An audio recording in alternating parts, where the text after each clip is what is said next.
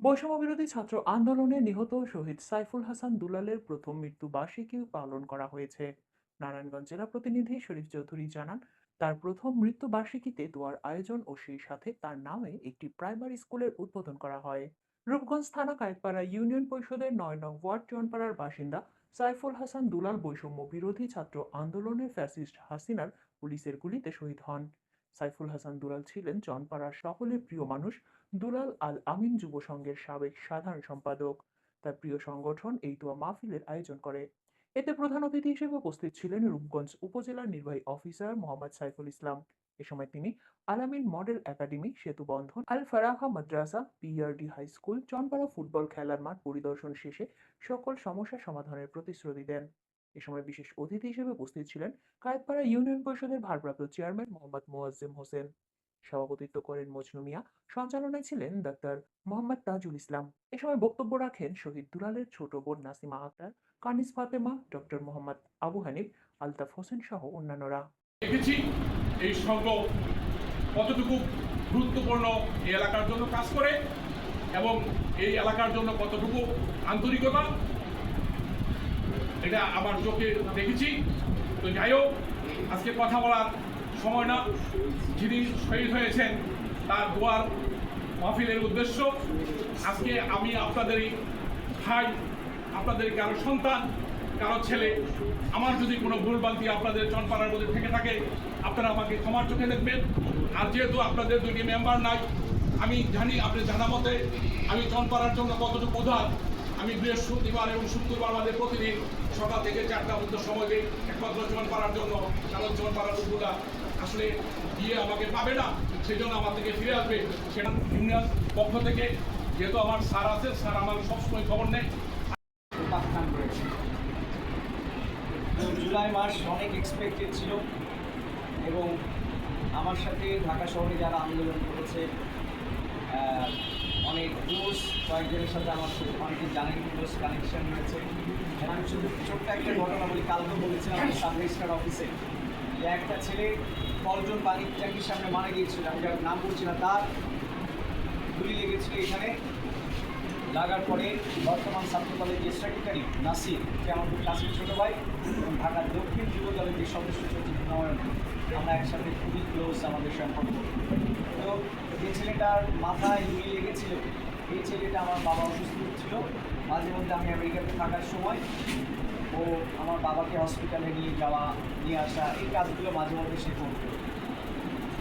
আন্দোলনের সময় একটা ফুল ফ্লেজ যে আন্দোলন করছে, আন্দোলন করা অবস্থায় গুলিটা তার মাথায় লেগে, তার মগজটা নয়নের মাথায় লেগেছে, তারপরে নাসিরের মুখে লেগেছে, জাস্ট ফুল মগজটা। এরকম অনেক বিভৎস কাহিনী আছে। আপনারা জানেন সিলেটে একটা ছেলে মারা গিয়েছে, লুট হোসেন, একটা জুতা কিনেছিল, হিন্দু ছেলেটা, ও একটা জুতা কিনেছিল, জুতাটা পরেনি, জুতাটা পরবে যে এখানে স্পেশাল ডে হলে সে পরবে। তার একটা বোন আছে, তো ওর বোন এখন কেটে কেটে আর কি বলে জুতাটা তো আছে এখনও, জুতাটা পরার মানুষ নেই। এরকম নানা কষ্টের পরে আর কি আমরা এই স্বাধীনতা পেয়েছি, এই মুক্তিটা আমরা পেয়েছি। আজকে দুলাল যিনি মারা গেছেন, তার ফ্যামিলির অনেক কষ্ট। এই কষ্টটা বা ওনার যে কষ্টটা, ওনার ফ্যামিলি, ওনার মায়ের, ওনার বোনের, ওনার সন্তানের যে কষ্ট, সেটা যারা স্বজন হারাই নিয়ে ভাবাতে। আর একটা আমাদের শহীদ, জুলাই শহীদ রোমান, সে মারা গিয়েছে, তার পাশে থাকবে। আমি সবখানে একই বক্তব্য দিচ্ছি যে আমাদের রূপগঞ্জে 5 জন শহীদ হয়েছে। এই 5 জন শহীদের মধ্যে একজন হচ্ছে রূপগঞ্জে আমার টেরিটরির মধ্যে, আর বাকি 4 জন ঢাকাতে শহীদ হয়েছে।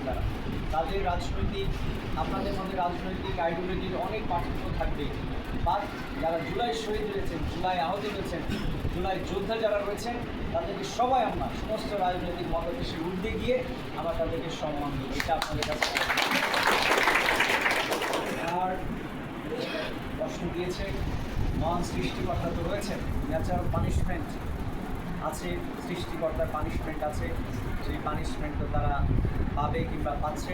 এবং আমরাও আশা করি আজকে আমাদের সাইফুল ইসলাম দুলালের বোন যেটি আবেদন জানিয়েছেন যে তাদের বিচার প্রক্রিয়া যাতে সম্পন্ন হয়, যা আমরাও মনে প্রাণে প্রত্যাশা করি, যারা হত্যা করেছে তাদের যেন বিচার হয়।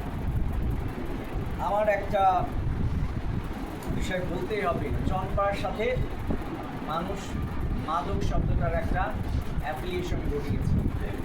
এটা একটু লজ্জা দেয়, পীড়া দেয়। যদি এখন পরিস্থিতি ভালো, তারপরও আরও ভালো পরিস্থিতি করতে হবে। ডিসি অফিসে যে আইন শৃঙ্খলা মিটিং হয়, এই মিটিংয়ে আমি যে বক্তব্য দিই, এই বক্তব্যের মধ্যে আমার ফুল ফ্লেজই চনপাড়া থাকে। আমি সেখানে এই যে ইনচার্জ করেছি, আমার আইন শৃঙ্খলা বাহিনী যারা সদস্য রয়েছে, পুলিশ কতবার টহল দিয়েছে, র্যাব কতবার এসছে, আর্মি কতবার এর মাঝখান দিয়ে গিয়েছে, আমি এটা আক্স করছি, তারা তাদের তথ্য দিয়েছে। আমার এখানে আর্মি ইন্টেলিজেন্সে কতজন কাজ করতেছে, ডিবির কতজন কাজ করতেছে, আমি এসপি মহোদয়ের কাছে ওখানে আক্স করেছি, তারা ব্যাখ্যা দিয়েছে। কারণ এখানে কিন্তু আমরা গোপনে অনেক কাজ করতেছি, এটা দৃশ্যমান মনে হবে যে না এমনি চলতেছে, বাট আমাদের অনেক অবজারভেশন এখানে আছে। তারপরও আমাদের একটা লিস্ট আমরা করছি, ইনশাল্লাহ অচিরেই ফাইনাল হবে বলে আমরা একটা সাঁড়াশি অভিযান চালাবো। মাদক